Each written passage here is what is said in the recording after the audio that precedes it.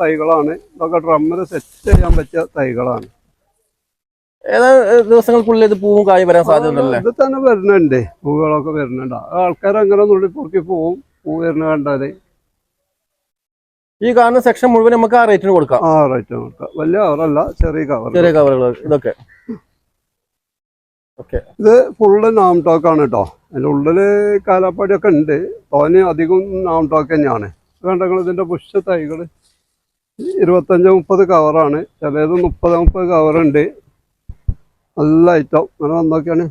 പിന്നെ ഇവിടേക്ക് ഇങ്ങനെ എത്തിയാൽ കുളമ്പാണ്. ഇത് ഈ വരി ഫുള്ള് കുളമ്പാണ്.